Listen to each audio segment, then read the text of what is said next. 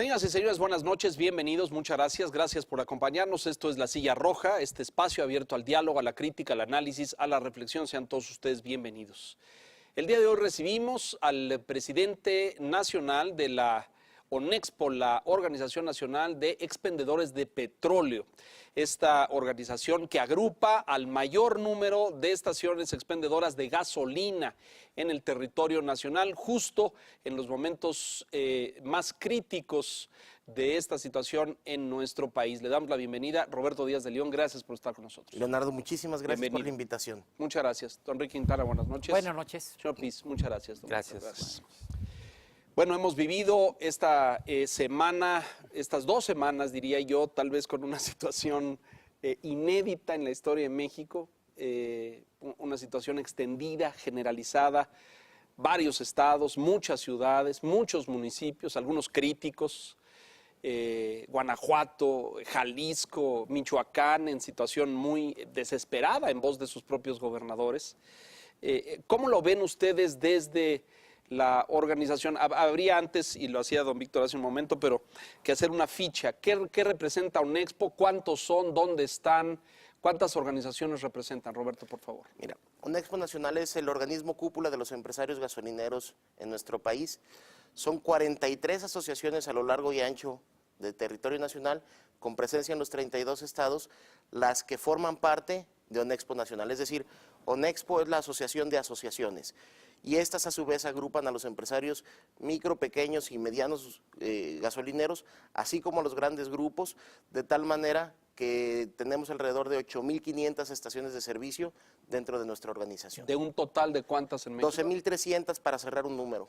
En México existen 12.300 estaciones de gasolina. 12.300 estaciones que prácticamente son las que abastecen todos los días, somos el combustible que mueve a México.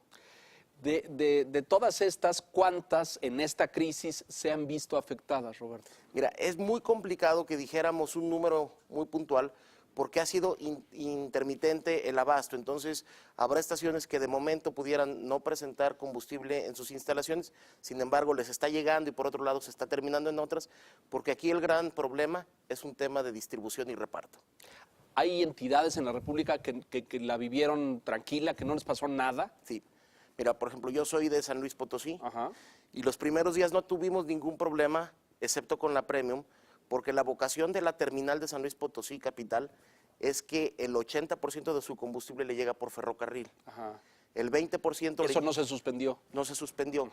Tuvimos después, durante la semana, algún problema porque hubo un descarrilamiento de un ferrocarril de otro. Entonces eso, bueno, impidió el paso. Provoca retrasos en la logística, pero es un retraso de un día que sí genera un problema, pero se solucionan rápido, ¿no? Entonces, hay ciudades donde, por ejemplo, todas las costas está lleno de producto. Entonces, el gran desafío que hoy se presenta es cómo internar el producto hacia las terminales del centro del país.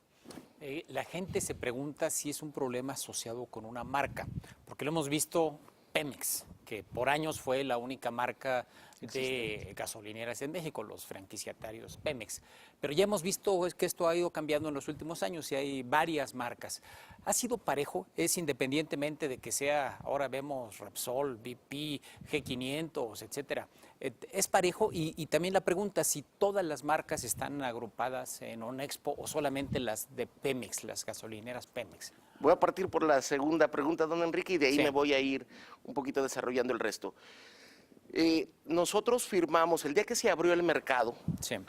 invitamos a todos los participantes y a los principales protagonistas en ese momento había 33 marcas, a que celebráramos el Código de Ética del sector gasolinero. Esta iniciativa de ONEXPO permitió que en una mesa redonda se representaran los pequeños y medianos empresarios gasolineros a través de los presidentes de sus asociaciones, los grandes grupos, pero también las marcas nacionales e internacionales, y celebramos este código de ética. Entonces podríamos decir que este consejo ampliado de ONEXPO, que le llamamos Consejo Empresarial de ONEXPO, ha logrado aglutinar ya también a las marcas internacionales. Los franquiciatarios de estas marcas son los que participan en las asociaciones locales de ONEXPO. Entonces, podríamos decir que de alguna manera sí representamos a todas las marcas. ONEXPO es una organización muy plural. Y sobre el tema de si hay escasez de producto en algunas estaciones, esto ha sido general. Les platico cómo está ahorita un poquito la estrategia de suministro. Más del 90%, alrededor del 94% del combustible que se importa es a través de PMI, que es el brazo importador de petróleos mexicanos. Entonces, PMI, a través de la comercializadora de Pemex, Transformación Industrial, es quien ahorita suministra a gran parte de estas marcas internacionales. Hay otras marcas que sí han logrado empezar con una cadena privada de suministro, con desarrollo de infraestructura, como el caso del Noreste, el Centro Bajío, que esas marcas hoy ya hacen uso de esta infraestructura y está permitiendo que aún en zonas de desabasto estén todavía atendiendo con algunos contratiempos, pero bueno, de manera... Hagamos ahí un paréntesis. Esto quiere decir que estas otras marcas están construyendo, dijo usted, su propia cadena de suministro. ¿Cómo lo hacen? ¿Ellos mismos importan, almacenan o descargan de un buque tanque y transportan? ¿Cómo es la logística? ¿Cómo funciona la logística? No sé qué tan fácil sea manejar marcas para ponerle nombre y Adelante, apellido. sin problema. Se las vamos a cobrar todas. No, no es cierto. Pero el caso más emblemático es el de Exxon. Mira, podríamos estudiar rápido el caso de ExxonMobil. ExxonMobil lo que hizo es que no tiene presencia a nivel nacional porque solamente tiene presencia de estaciones de servicio donde puede llegar a través de su estrategia de suministro. Esta estrategia es rentar capacidad en las terminales, ya sea en operación o terminales en proyecto, pero que ya permiten hacer trasvase, es decir, de carro tanque a la pipa, y desarrolló, si no mal recuerdo, tiene ahorita 3 contratos ya celebrados, 4 contratos, uno para atender Nuevo León, que es con calidad distinta, otro contrato en San Luis Potosí, otro contrato en San José Iturbide y otro contrato en el estado de Hidalgo. Y entonces de ahí va surtiendo sus propios ferrocarriles desde una refinería en Texas y lo manda a las 4 terminales que tiene operando. Es decir, baja de Texas en ferrocarril. En ferrocarril. Y almacena en centros de almacenamiento en esas entidades. Mira. ¿Construidos por Exxon o que ya existían? No, son contratos. Mira, la reforma energética permitió que hubiera participación privada, nacional y extranjera. Correcto. En toda la cadena, es decir, en almacenamiento, transporte y distribución. Entonces, hay privados que su core business es el terminal de almacenamiento. ExxonMobil o las petroleras lo que hacen es que le rentan capacidad, la CRE autoriza tarifas, etcétera, rentan esos espacios y ExxonMobil hace, o las refinerías hacen lo que hacen muy bien, producir con buena eficiencia, contratan transportistas que tienen permiso de la CRE, como es el caso de Kansas o Ferromex, ellos lo llevan y contratan capacidad en una terminal que también tiene permiso de la CRE. ¿Qué pasa con las terminales? Históricamente, cuando la concesión de las gasolineras pasa a la franquicia de estaciones de servicio Pemex, había alrededor de 77 terminales, hoy hay 74 de Pemex, dejaron algunas que no era rentable, pero tampoco no hubo una inversión en terminales. Y hoy ya se ven proyectos de terminales privadas en operación, hay mucha capacidad en proyecto. Son temas difíciles porque hay que hacer un proyecto básico, un proyecto ejecutivo, ingeniería básica, ingeniería de detalle, construcción, puesta en marcha, pruebas, etcétera. No son proyectos de la noche a la mañana. Hay muchos proyectos en el país porque hay una política de almacenamiento que contempla que aquellos que comercialicen combustible para el 2020 deben de tener al menos 5 días de capacidad como reserva estratégica. Y esta reserva se va a ir ampliando hasta tener alrededor de 13 a 15 días, dependiendo la zona del país, de suministro. Entonces, es muy importante que se siga detonando los proyectos de infraestructura. 2 ideas. Creo que esta crisis, por una parte, exhibió la vulnerabilidad que tenemos en toda la cadena de abasto, desde almacenamiento, transporte, distribución, incluso la comercialización, la venta del producto. Eso por una parte. Y por otra, esta idea, a propósito del tema que tocaba Enrique, la importancia de seguir desarrollando el mercado privado para no depender de un solo proveedor. Digo, la verdad es que yo tenía la idea de que era más o menos el 10% mercado privado, 90% Pemex, pero es impresionante este 94% que las importaciones pues las trae PMI. Entonces eso también complica mucho la operación del A ver, mercado. pero apunto ahí un tema. Esto quiere decir que el crecimiento de ese sector privado ha sido muy Pues reducido. ha sido pues incipiente porque es un mercado que nació con la reforma energética. Digo, tenemos muchas marcas, son más de 40, me parece, nuevas marcas, pero pues todas dependen de un proveedor, que es la mayoría, digo, Pemex. En su gran mayoría, yo me atrevería a decir que ahorita, por ejemplo, la marca Arco, que viene de el esquema de Tesoro, que se fusiona con Marathon, y bueno, hoy es el principal refinador en Estados Unidos en cuanto a volumen, rentó capacidad, fue el primero que entró al proyecto de temporada abierta con Pemex y rentó la capacidad de la infraestructura de Pemex y está haciendo también sus importaciones, haciendo uso de infraestructura de Pemex, que eso se contempla en la ley. Habrá quienes están importando, hay otras marcas que ya están importando y por su ubicación geográfica lo importan por llanta y entonces están llegando... ¿Importan por? No, por llanta es por pipa, autotanque. Rodado, ok. Le llamamos nosotros autotanque, la mayoría se le conoce como pipa, correcto. para ser más prácticos. O carro tanque. O Carro tanque para ferrocarril, Sí. autotanque para las pipas y bueno, buquetanque para los barcos, ¿no? Entonces, con esos conceptos, ya hay varias marcas internacionales y nacionales que están haciendo uso de infraestructura privada. Incluso en el sureste se acaba de poner en operación un par de terminales muy importantes. Entonces, creo que el proyecto de infraestructura para el país está avanzando. Hay más de 40 proyectos en diferentes etapas que van a venir a doblar la capacidad de almacenamiento del país en los próximos 3 años. Roberto, ¿qué fue lo que pasó? Regresando un poco a la coyuntura. Hay el diagnóstico que hemos escuchado en las conferencias mañaneras del presidente de la República que dice vamos a combatir el huachicoleo. Esto implicó cerrar ductos y por lo tanto nos quedamos con la gasolina en los almacenes, digamos, en los depósitos y no había suficiente manera de llevarla a los centros de consumo. Entonces, gradualmente se empezaron a meter las pipas y esto empezó a reabrir algunos ductos ya vigilados, etcétera. Y hay quien dice también que era un problema de capacidad, de que no teníamos suficiente gasolina en los tanques y que eso también llevó a no tener la capacidad de transporte. Desde la perspectiva de los gasolineros, ¿qué diagnóstico es el que han hecho? ¿Qué es lo que pasó para no tener el producto a disposición del público? Mira, nosotros... hemos tenido comunicación con el director general de Pemex, con los directores de Pemex Logística y Pemex TRI, por las propias declaraciones de la secretaria de Energía, de nuestro presidente, y creemos que hicieron lo correcto, combatir el huachicol. Para nosotros es nuestro principal competidor ilegal.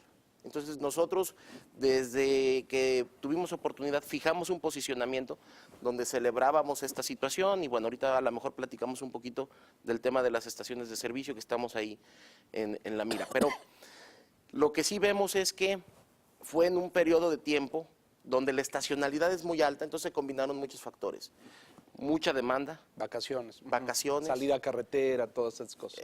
La estacionalidad es muy importante en nuestro negocio. Ese periodo de tiempo es una semana, o son semanas las de último... De mucha demanda. De mucha demanda. Cierran los ductos, que es la principal fuente de abasto rápido hacia el interior del país. Por otro lado, el mercado que estaba atendido en la informalidad se tiene que seguir moviendo, entonces se incrementa adicional la demanda natural. Entonces se vuelven unos factores terribles y sí tuvimos situaciones muy complicadas, sin embargo, bueno, pues de alguna manera hubo una muy buena coordinación. Yo quisiera aquí también felicitar a la Profeco, que a lo mejor muy bajito perfil, pero fue un jugador muy importante en esta situación que vivimos porque mandó a todas las brigadas, incluso a poner orden en las filas.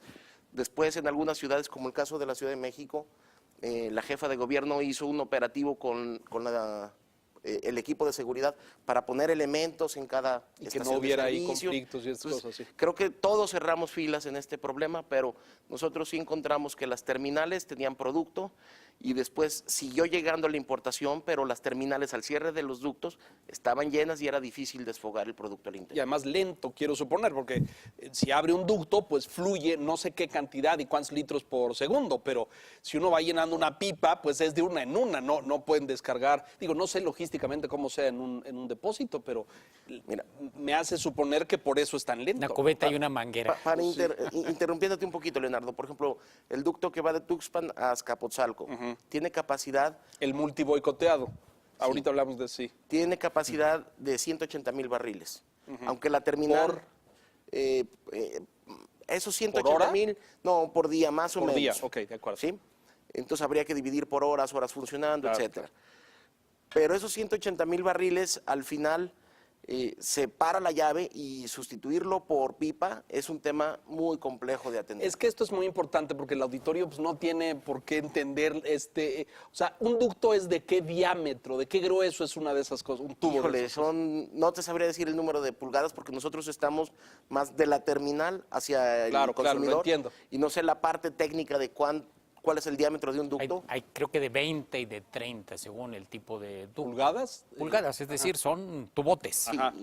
No es una manguerita con la que uno riega ni con la que se sirve la gasolina de la No, bomba. pero es importante explicarlo porque la gente dice cerraron los ductos y que es una cosa de este tamaño, es el Cutzamala. No, ¿De qué no, tamaño es el ducto? ¿No? Es decir, Nosotros hemos visto algunos, por fotografías, estimamos que de son como 20, de de 30, 30. correcto. Y cuando decimos pasan por ahí 143 barriles, Por ejemplo, 180. 120,000 barriles. 120,000 barriles. Sí, entonces están bombeando a una presión tremenda y si se interrumpe eso, sustituirlo por pipas, una pipa trae 60,000 litros, un barril 159 litros. Entonces se vuelve una restricción muy importante para la cadena logística. Ahora, en los últimos días, Roberto, para irnos una pausa y entrarle a temas más delicados como el tema del huachicol y estas cosas, porque todos los anuncios que vemos, y el presidente hace unos días dijo que iban a comprar más pipas y el tránsito en la ciudad entre jueves, viernes, sábado, como que pareció regularizarse, es decir, más coches en la calle, más conflicto vial, lo que pareciera ser un termómetro de que hay más combustible, de que la cosa se va regularizando. ¿Ustedes tienen indicadores que les dicen que hay menos estaciones cerradas o seguimos igual? No, se ha ido mejorando en proceso ya de normalización, todavía le falta, pero bueno, también hay un problema de distribución al interior, el reparto, llega el producto a las terminales y también hay un equipo de reparto limitado. Entonces, pero va mejorando sensiblemente. Muy bien, vamos a hacer una pausa y regresamos enseguida al tema de esta competencia desleal de la que hablan los gasolineros y que es el origen de todo este problema, el combate al robo de combustible. Es La Silla Roja, regresamos.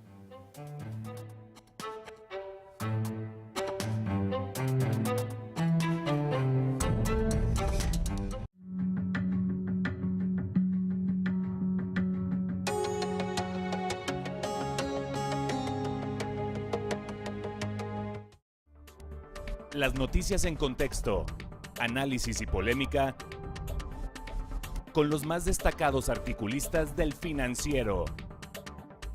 Al cierre, lunes a jueves, 9 de la noche.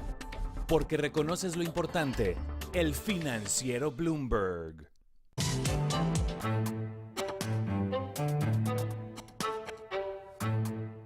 Roberto Díaz de León, presidente de Onexpo, gracias por continuar con nosotros. Este tema que planteó Víctor de forma muy somera al inicio, pero es esta capacidad instalada de Pemex, de centros de almacenamiento, tanques para estas estaciones de almacenamiento.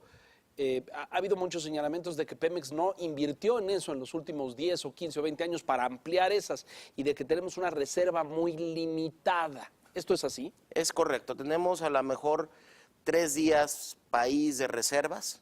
O sea, muy poco. Es muy poco cuando en otros países hay por lo menos 15. Quiero comentar un caso que vivimos en noviembre. Onexpo participa en la CLAEC, que es la Comisión Latinoamericana de Empresarios de Combustible. Están los organismos cúpula de todos los países. Y en el mes de noviembre hubo una situación, octubre, finales, principios de noviembre, hubo una situación compleja en Costa Rica, que Recope, que es la refinadora costarricense de petróleo, que ya no refina, únicamente hace todo el proceso como PMI, importa, tiene las terminales y opera un poquito como el órgano regulador. Se fueron a huelga Pararon la refinería. sus equipos operativos para el despacho, pero las terminales tenían 33 días de inventarios país. 33. La huelga duró 30 días. Alcanzó a penitas. No se sintió. Sí, entonces, esos son casos de éxito. Aquí nos vamos a huelga y se nos cae el país, ¿no es cierto? 3 días de reserva es Nada. Entonces, es un tema de seguridad y estrategia nacional el contar con terminales de almacenamiento que vengan a robustecer la capacidad de infraestructura del país. Hablamos de la reforma rápidamente. ¿Qué cambió la reforma en este escenario de centros de distribución o de centros de almacenamiento pocos y con pobre infraestructura?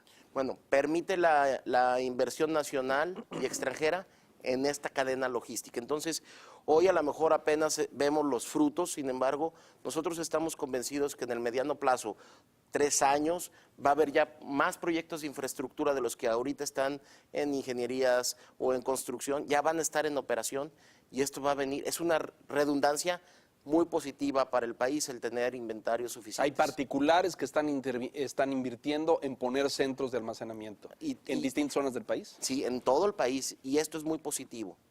Entonces, Ojalá y no los echen para atrás, ¿verdad? Creo que el tema de fondo es el combate al huachicol, ¿no? Donde pues ahí sí hay un consenso generalizado, todo el mundo apoya esta medida. La pregunta que quiero hacer es qué tanto está coordinado el sector gasolinero, la industria, en ese tema, porque lo que ha salido ahora en estas semanas es que ha habido, y no de ahora, de siempre, grupos gasolineros, gasolineras que compran producto robado en el mercado negro y lo revenden. sí, mira, ahí ahorita estamos siendo muy observados y no es nuevo, esto es histórico. Y primero hay que destacar que Onexpo nunca ha defendido ni defenderá aquellas malas prácticas y aquellos que se atrevan a hacer una situación de este tipo, bueno, pues todo el peso de la ley. Nosotros realmente aglutinamos empresarios gasolineros que si analizáramos un poquito más a detalle, prácticamente más del 50% de las estaciones de servicio que hoy operan en el país son de empresarios que tienen 1 o 2 gasolineras. Entonces difícilmente van a arriesgar su patrimonio porque cualquier marca con la que tengan presencia tiene ciertas restricciones. Incluso nosotros desde Onexpo estuvimos muy de la mano con Pemex cuando empezó a hacer hace algunos años el due diligence, porque en el sector empezaba a haber ya gente extraña en las estaciones de servicio. Pero yo sí quisiera destacar que hoy, de los números que se han manejado, no es más allá del 1.5% de la red de estaciones de servicio las que están en esta situación. Afortunadamente las estaciones de servicio cuentan con un sistema de control volumétrico donde se registran cada 6 horas, se hace una auditoría para registrar entradas, salidas y existencias. Y diario se transmite esta información.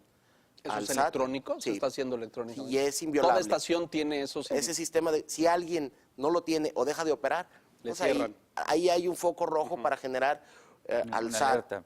a la Comisión Reguladora de Energía y a la propia empresa Pemex, un foco de que ahí algo pasó. Y es una herramienta muy ¿Esa útil. información se está enviando a dónde? ¿Quién la concentra? La tiene el SAT, aparte debe de quedar siempre en la estación de servicio para cualquier auditoría, y diario se reporta a la CRE, A la Comisión a la Reguladora. Comisión de Reguladora de Energía. Entonces, ahí tienen una gran estadística para saber si alguien tiene una distorsión en sus diferencias, etcétera.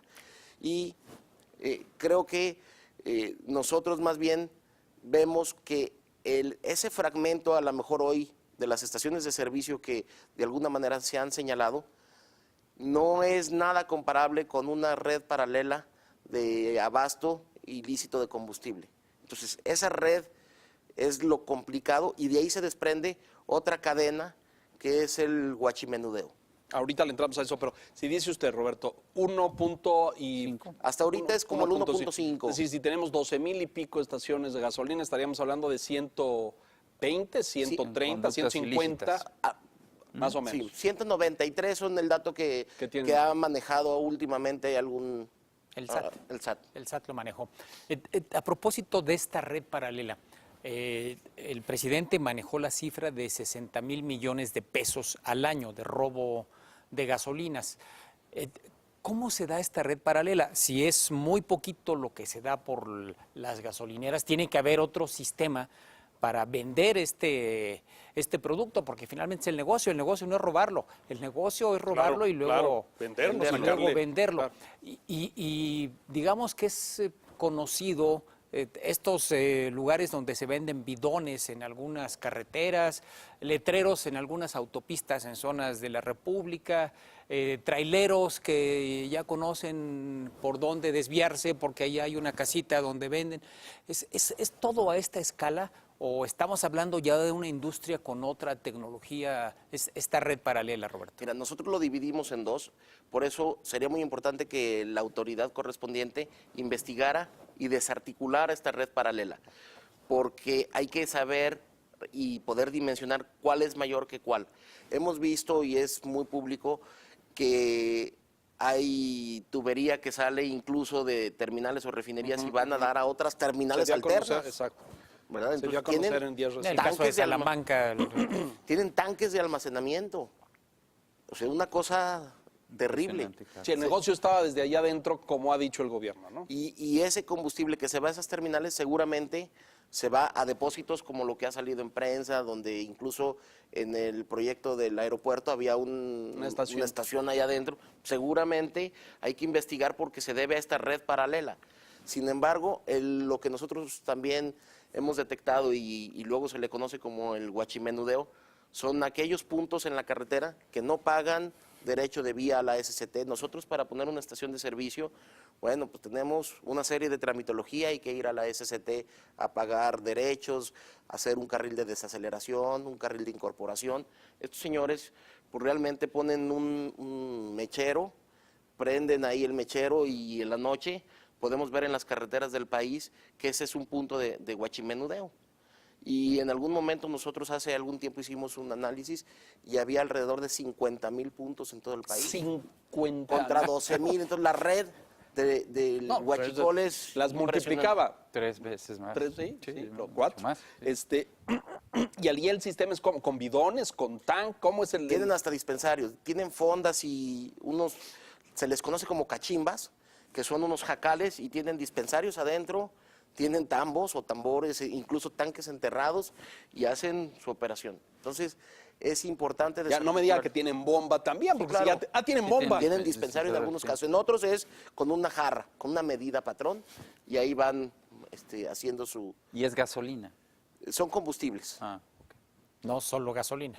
Hay diésel, entonces creo que hay que hacer todo el ejercicio completo para que se pueda Sí, desarticular. pero esto. es que esto es muy importante, porque desmantelar eso, digo, todos estamos muy bien, cerrar los ductos, está muy bien, pero ha habido todo este debate de, bueno, pues, si no hay materia para robar, pues evidentemente el delito va a caer, pero pues en algún momento los ductos se van a tener que reabrir, ¿no es cierto? Ya los están reabriendo. Incluso están poniendo elementos de seguridad a lo largo de Pero los estos ductos. son cientos de kilómetros, Sí, claro. no que pongamos un soldado cada 3 metros, ¿no? Bueno, ahorita a lo mejor la emergencia ha hecho que sí haya destacamentos cada X distancia, pero hay prácticas internacionales para poder vigilar ductos. Por ejemplo, en otros países hay aviones cámaras, no drones. tripulados, Ajá. drones, etcétera.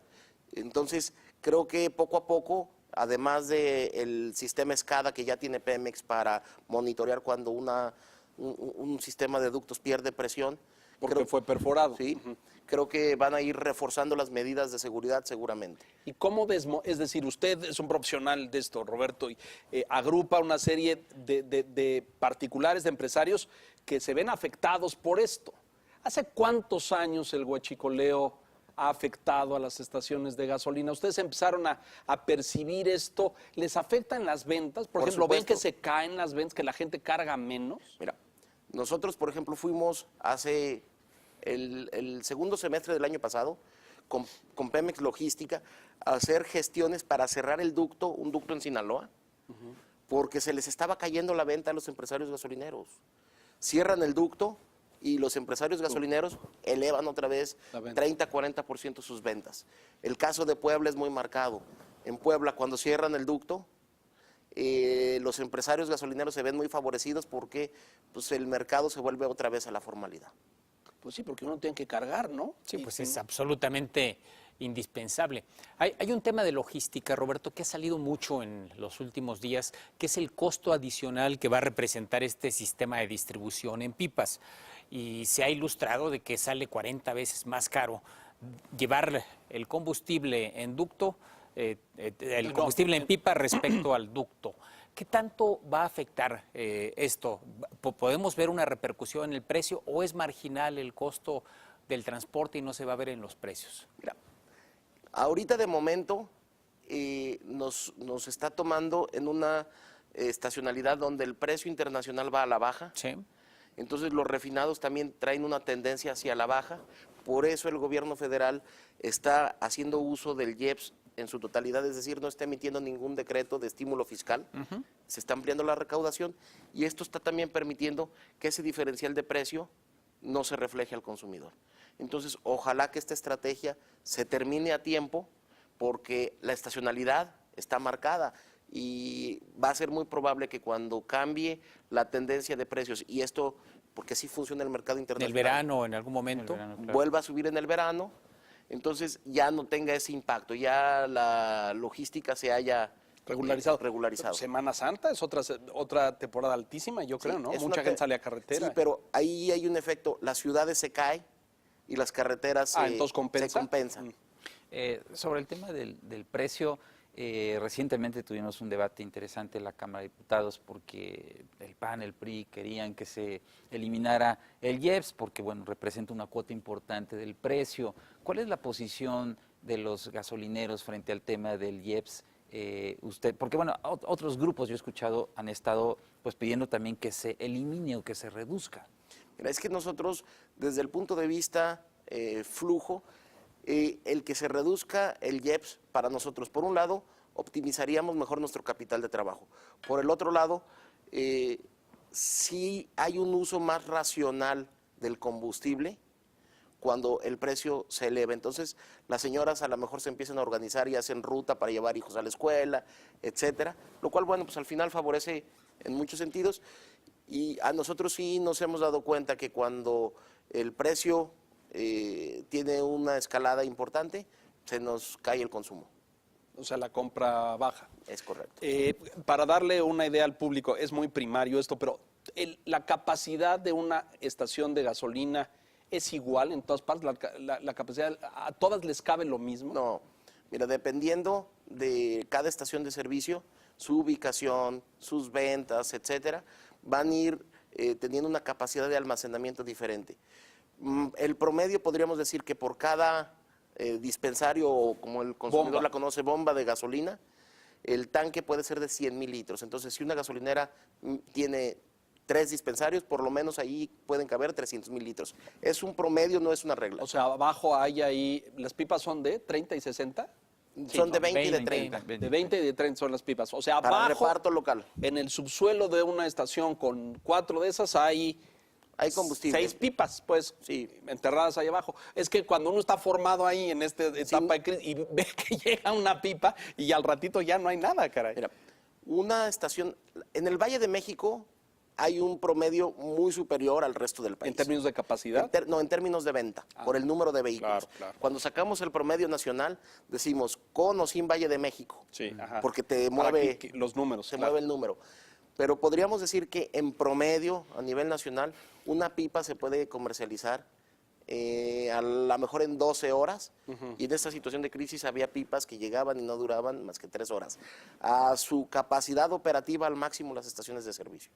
Impresionante, ¿no? En esta temporada, quizás como nunca, la gasolinera se ha convertido en algo muy visible. Ya sabemos dónde están, ya las conocemos mucho mejor hoy que hace 3 o 4 semanas, donde a lo mejor pasábamos de largo. Y ni las veíamos. Ahora sí uno está pendiente para ver cuál es la que tiene. ¿Tenemos suficientes gasolineras en la República? ¿Nos hace falta todavía tener más? ¿Cuál es el diagnóstico que ha hecho Onexpo? Mira, nosotros vemos que va a haber una tendencia de crecimiento en el número de estaciones de servicio del orden del 4% para los próximos 10 años, en unidades de negocio. Nosotros sacamos una correlación que va en cuántas gasolineras hay o estaciones de servicio por cada 10,000 vehículos, por cada 10,000 habitantes y por cada 10,000 metros cuadrados. ¿Y cómo está esa proporción? Nosotros ahorita, bueno, es que en cada indicador te da un distinto. dato diferente, pero entonces no compartimos algunas cifras que manejaban algunas autoridades donde hablaban que se iba a desdoblar el número de estaciones de servicio en los próximos años. Nosotros no lo vemos así. Lo que sí vemos es que hay muchos municipios en el país que no cuentan con el servicio de estaciones de servicio. Entonces, hay que ver cómo llegar a donde hace falta el servicio. Hay zonas ya muy saturadas que Pues las ciudades, sí, supongo, ¿no? hacen un muy mal negocio para todos, porque ni es una propuesta de valor diferente para el consumidor, en fin. Y hay lugares donde se necesita llevar el servicio. Entonces, creo que sí hacen falta estaciones de servicio en algunos municipios y el crecimiento va del orden del 4% para los próximos años. ¿Y las que tenemos hoy son suficientes Son suficientes. para el número de vehículos en el país Sí. y de todo esto? Sí. El tema de ¿Miden us- distribución. Exacto. ¿Y en Onespo miden ustedes el impacto de los autos híbridos o eléctricos o todavía no le Mira, entran al lo tema? hemos estudiado bastante, ¿Sí? Incluso en el pasado congreso del NACS. El NACS es el congreso más grande de la industria en Estados Unidos.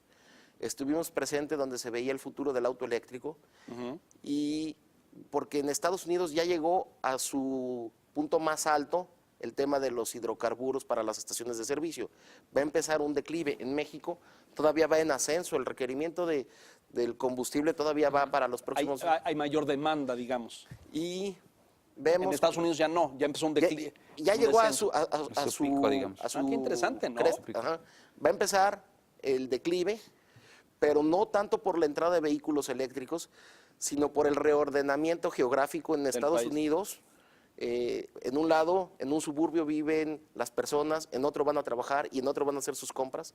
Y se empieza a hacer el modelo mexicano, que en el mismo Se centro se concentra, está ajá. concentrando y entonces ya las distancias son menores. También están cambiando los motores, cada vez son mucho más eficientes, pero no tanto por el vehículo eléctrico. El vehículo eléctrico se ve que sí trae crecimientos a lo mejor de 2 dígitos porque es muy fácil crecer cuando tienes un parque vehicular muy chico. Entonces, por los próximos 20 años para México, no vemos un tema de vehículos eléctricos. O sea, no nos recomienda que pongamos estaciones de carga eléctrica. Sí se están don Roberto. poniendo, ya hay electrolineras, por eso yo he dicho... Electrolineras. Electrolineras, Sí. sí. Mira, yo he dicho que en el pasado había gasolineras, hoy tenemos estaciones de servicio y próximamente vamos a ver centros de menudeo de clase mundial donde se comercialicen energéticos. Va a haber gas natural, estaciones multimodales, gas natural, gasolina, gas LP, electricidad, si el día de mañana hidrógeno, lo que ahí van a ser los puntos Y de tienda de conveniencia. tienda de conveniencia. ¿Cuánto es el parque vehicular, perdón, en México a nivel nacional? Híjole, no traigo el tienes dato. Son como 28 millones, más o menos. 28 millones. Y la Dato Ciudad de de México. INEGI 2016, todavía un poquito Y Ciudad de México debe traer como atrasado. unos ¿7? 6, 7 millones, ¿no? Sí, por ahí anda, creo, 4 en el Distrito Federal y la zona conurbada otros tantos, más o menos. Déjenos hacer una pausa rápidamente y regresamos a las conclusiones de este escenario de combustibles en México. Volvemos.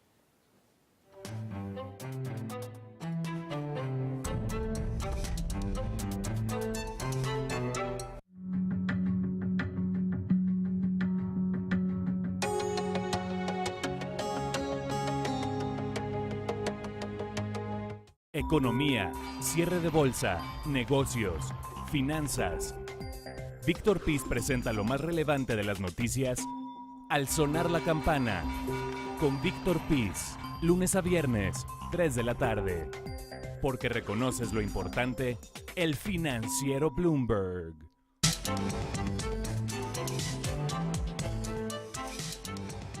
Roberto, decía usted al principio de esta charla que habían estado en comunicación constante y cercana con los directivos de Pemex para pues, resolver la crisis, atender la logística, ir calculando plazos, etcétera. ¿Han tenido comunicación con las autoridades de otras dependencias, de la PGR, Onexpo ha presentado denuncias alguna vez por el tema del huachicol. Mira, en el pasado nosotros íbamos a quejarnos del tema del huachicol, pero nos decían, ¿te lo robaron a ti?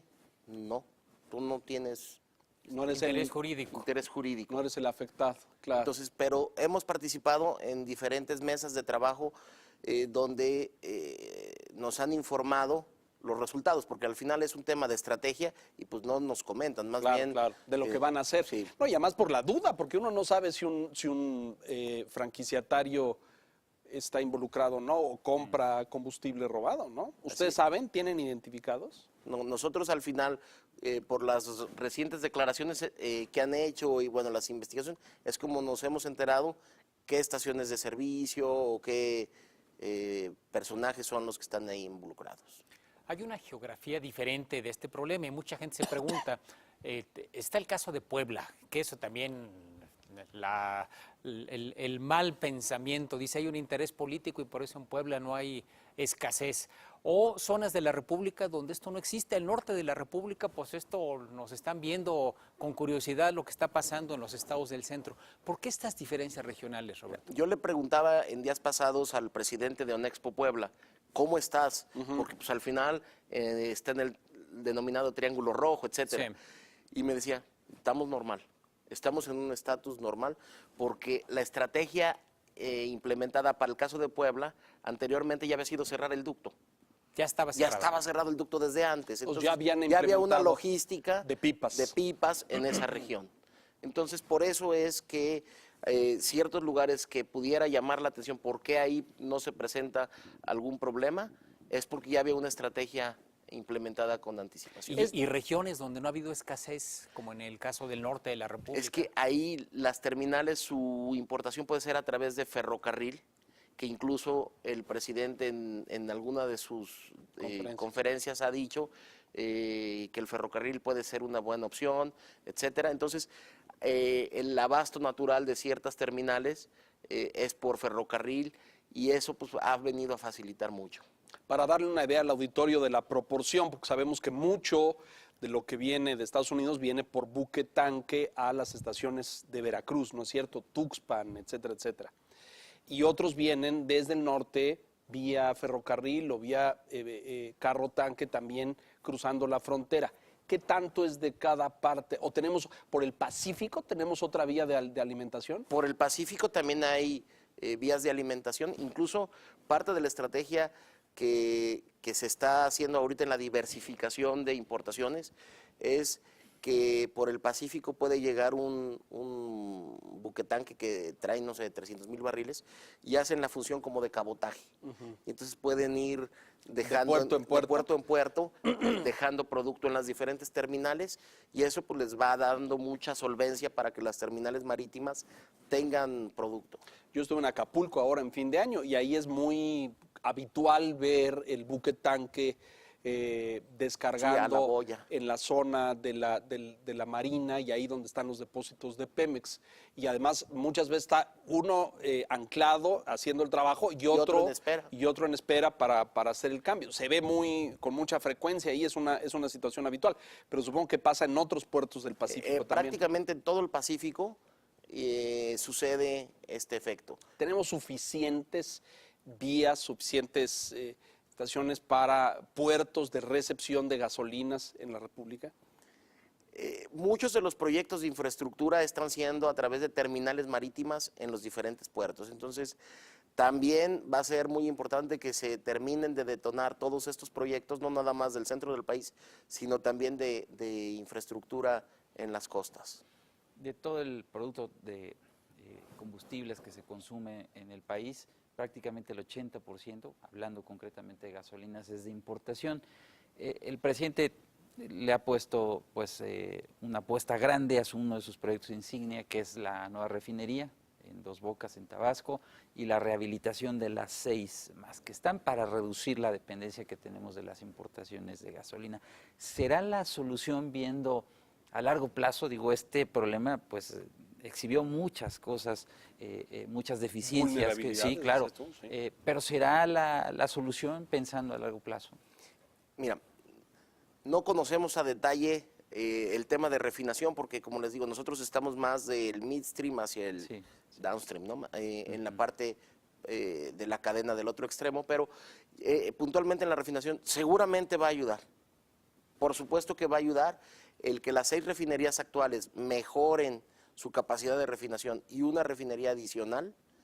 Por supuesto que va a ser muy importante contar con ese producto para que el Sistema Nacional de Refinación compense y vayan disminuyendo las importaciones. Creo que independientemente de que hay unas marcas internacionales ya en el país, ocupamos un Pemex muy fuerte. Entonces creo que esto va a venir a fortalecer a Petróleos Mexicanos. Algo que también se observa en México comparativamente con otros lugares, particularmente Europa, es el escaso uso del diésel. El diésel, hay por ahí reportes de que empezaba a tener problemas, pero en general no los tuvo. Es decir, a diferencia de las otras gasolinas, la regular o la premium. ¿Por qué en México no se tiene una distribución más generalizada de diésel? Gente que tiene coche diésel, que son pocas las marcas Que que tienen permiten modelos. el uso del diésel, pues luego andan batallando para encontrar Una estación una urbana con despachadora diésel. que tenga diésel. ¿Por qué esto, Un Roberto? tema cultural. Mira, hace años nosotros subsidiábamos como país el combustible y el diésel tuvo un mayor subsidio, entonces no era necesario en su momento que volteáramos a ver los vehículos de diésel. Entonces, perdón, era subsidiada la gasolina. Sí. Entonces, pues era mucho más el número de unidades que se ponían a circular en México de gasolina. Después le quitan el subsidio, la gasolina toma su precio real y en todo el mundo el diésel es un combustible más barato, más ecológico, etcétera. Ojalá que poco a poco vayamos migrando a usar vehículos de diésel. Hace tiempo tener un carro de diésel pues eran hasta muy ruidosos. Echaban humo.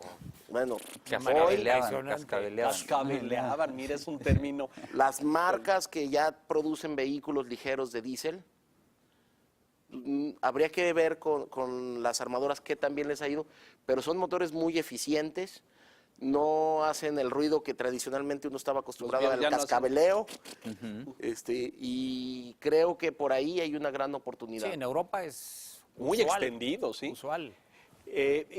Los de carga son generalmente, los Diésel. pesados son diésel en Sí, su mayoría. en su casi mayoría, todos, ¿no? aunque también hay una tendencia en el mundo a voltear al gas natural vehicular. Pues ahora yo me reporté un poco con estas grandes firmas o empresas que tienen grandes cadenas de distribución, Bimbo, por ejemplo, o Nadro, que distribuye medicinas, que son cadenas vitales para la distribución.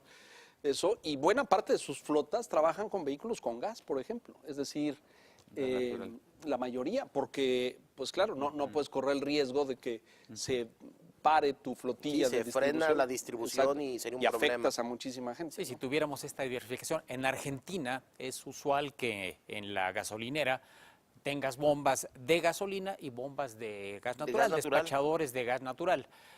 Y una buena parte de vehículos, la mayor parte de los taxis en Buenos Aires Son híbridos de gas tienen natural. las dos posibilidades. Si tuviéramos esa diversificación, diésel, gas natural, gasolinas, pues la dependencia sería mucho Menor, menor, claro. el riesgo sería mucho A lo menor. mejor hacia allá iríamos. Hacia allá es como nosotros lo estamos viendo y la Comisión Reguladora de Energía está impulsando ya el desarrollo de estaciones multimodales, que esto antes era algo que no podíamos ver y creo que hoy es uno de los grandes beneficios que va a dar la reforma energética en el mediano plazo, estaciones multimodales. Pues sí, vamos a ver hacia dónde va la estrategia del nuevo gobierno en términos de fortalecer las refinerías, invertir esta cantidad enorme de dinero en Dos Bocas, porque todo pareciera que le quieren seguir poniendo énfasis a la gasolina Exclusivamente a la gasolina. y no a lo demás, ¿no? Sí. Regresando otra vez a la coyuntura, la secretaria de Energía, cuando se le preguntó por el horizonte, el tiempo que esta circunstancia podría durar, dijo, pues lo que sea necesario. Una respuesta un poco vaga. ¿Es lo que sea necesario en la perspectiva de Onexpo?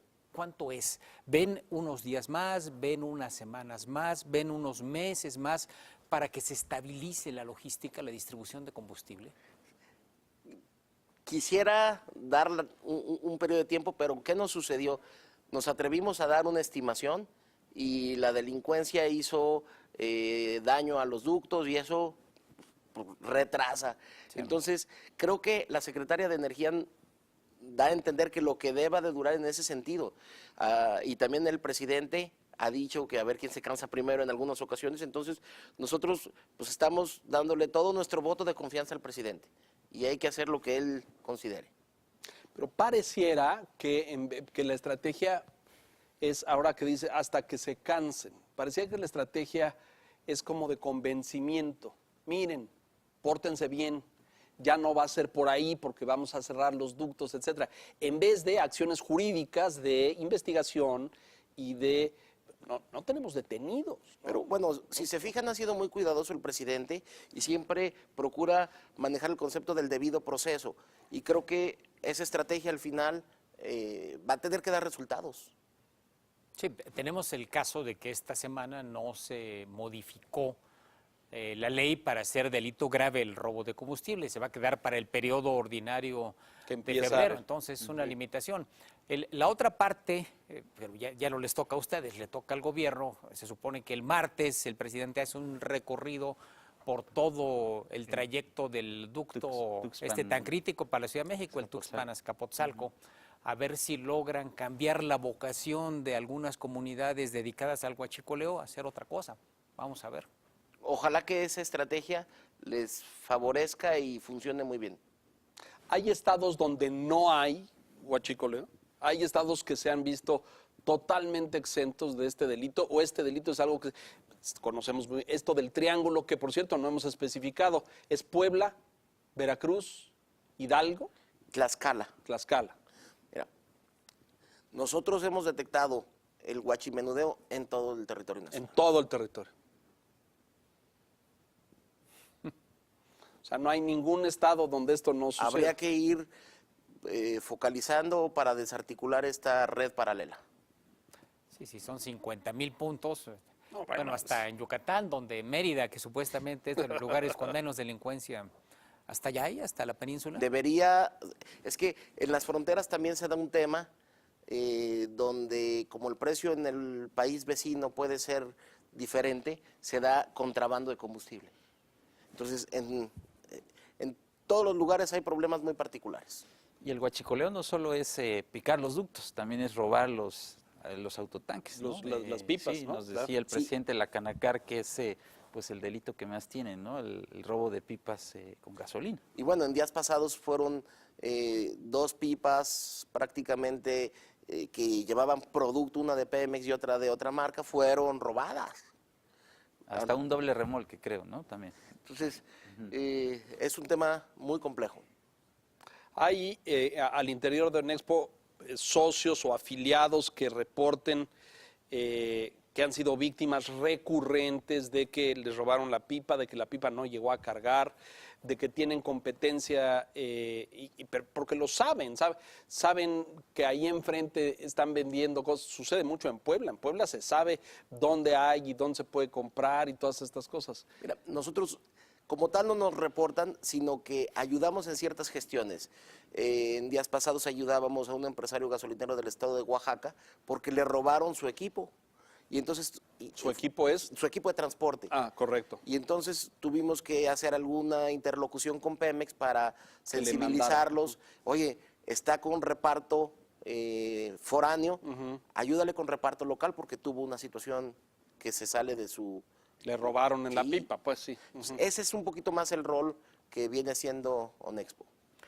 La inseguridad in situ en las instalaciones, ¿cómo anda? Porque también era famoso El el hecho asalto y pues, el de que robo, sí. llegaban los asaltantes a las estaciones de servicio por el alto manejo de efectivo que todavía ocurre y pues se llevaban el dinero, Ese ya no sí. solamente el combustible, sino directamente el dinero. Ese sigue siendo un problema y también se focaliza en algunas ciudades donde hay una mayor delincuencia de ese tipo de asaltos, pero todos los días hay En estaciones de servicio. en estaciones de servicio.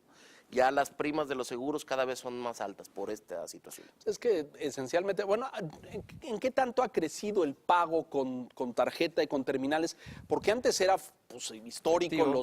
los efectivos y los gasolineros con unos fajos de billetes enormes. Y yo he Eso visto ha que ido eso ha mejorando, nos ha ayudado mucho. mucho pago en tarjeta, ¿no? Sí, aunque Luego hay algunas comisiones con las que no estamos muy de acuerdo, en fin. De los bancos. De y los estas bancos, cosas, sí. porque nosotros las absorbemos para que el consumidor no absorba ninguna, no se le refleje ninguna comisión. Pero bueno, hoy el 25% de las ventas Son a través de medios terminales. electrónicos. Ajá. Y va en ascenso, Y calculo. va en ascenso, porque empezamos muy bajito. Así, yo les podría decir de un caso documentado en una estación donde el año pasado era el 8% y ya va en el 20%. Entonces creció de una manera muy importante. Exponencialmente. Importante esto, ¿no? Sí, y creo que, digo, ahora vimos muchas estampas en esta crisis que, pues no sé si para agilizar el proceso, las gasolineras no estaban aceptando pago electrónico, es solo efectivo, incluso ponían pago solo en efectivo, ¿no? Incluso fueron quejas que trascendieron en redes sociales, pero creo que también depende mucho ahí de los empresarios gasolineros que propicien medios de pago A mí me seguros. tocó en una en la que me formé y eso, y me dijeron que es que el rollito de Se le papel acabó el se le había papel. acabado. Y hay muchas variables, porque si las terminales son de chip o si son de cable, entonces si son de cable es un problema porque el cliente se tiene que Hay que bajar y a hay que dónde ir a es, dar claro, el dónde IVA está la allá. terminal. no son Sí, inalámbricas. sí, sí. En este momento de crisis creo que las estaciones de servicio que hubieran tomado esa decisión seguramente era para agilizar el servicio. De aquí, si no hay señal, bueno, pues la terminal la intenta Sí, para pasar, que no, más rápido carguen y eso, ¿no? Sí. ¿Qué tanto una estación de servicio, todas tienen diésel o no? No, no todas. No Son todas. las que geográficamente considera el empresario que es viable ponerle diésel. La mayor parte en las afueras, porque Sí. dado que el uso del diésel es de carga, generalmente es en las periferias de las ciudades o zonas industriales. Sí, nosotros, bueno, históricamente se han clasificado las estaciones de servicio en 3 tipos: urbana, rural y carretera. Y generalmente son las de carretera, que son a las salidas y ya en trayecto, y las rurales por el tema del diésel agropecuario. ¿Cuál es ese? Es el diésel que se maneja para tractores, Tractores. para Que molinos. es un especial. No, es el mismo, no, ¿Es el no, mismo? no es el Ah, mismo. correcto. Nada más así es un concepto para identificarlo. El tema este de porque fue todo un debate y luego lo prohibieron y luego hubo todo este tema de si hay gente que no puede Los llevar bidones. los bidones, exactamente, y los depósitos, algunos las que eran garrafas, reciclables y que no eran reciclables, en fin, fue todo un debate. ¿Qué problema enfrentaron? La ASEA lo que dice es que no se puede vender más que en los bidones apropiados con tapa roscada, etcétera, y con ciertas medidas de seguridad, con un extintor a la mano, ubicando siempre el paro de emergencia. Las estaciones de servicio son lugares muy seguros. Entonces, lamentablemente, cuando la gente llega en esta situación de crisis, querían incluso agarrar la pistola. Sí, cargar ellos. Entonces, ¿qué hicimos? Bueno, para empezar, nada en grado alimenticio. Y estuvimos en coordinación con la Profeco para que en algunos lugares se pudiera manejar un bidón por persona, porque luego llegaban camionetas que Sí, eso sí, yo vi. fomentaba Varias, sí. el comercio ilegal y luego Con lo sacaban en tinacos, redes con sociales, tinacos, con muy tinacos. caro, en fin. Tinacos. Tinacos y garrafones de agua, ¿no? Entonces, nosotros en alguna de las reuniones que tuvimos con los directivos de Pemex les llevábamos casuísticas de lo que se estaba dando para ir sensibilizando, porque al final es un problema que pudiera impactar al franquiciatario. Sí, vimos en video de expendedores, despachadores que decían, no, en ese depósito no, porque tiene que ser, es reciclable y eso no se vale, en fin. Bienvenido, Roberto, muchas Muchísimas gracias. Yo quisiera nada más concluir, además de agradeciéndoles, diciéndoles a todo el auditorio que, bueno, el empresario gasolinero ha sido muy responsable. Estamos convencidos que somos el combustible que mueve a nuestro país y eso nos obliga a ser sumamente responsables. Operamos las 24 horas en la mayoría de los casos, los 365 días del año. Entonces, de esto dependen más de 250,000 empleos entre directos e indirectos y cerramos filas con México. Bienvenido, Roberto, muchas gracias. Muchas gracias. Señor Quintana, gracias. Buenas Gracias. noches. Don Víctor Pius, gracias. Y gracias a usted por la gentileza de su atención. Una fotografía, un panorama de lo que México vive en estos días con...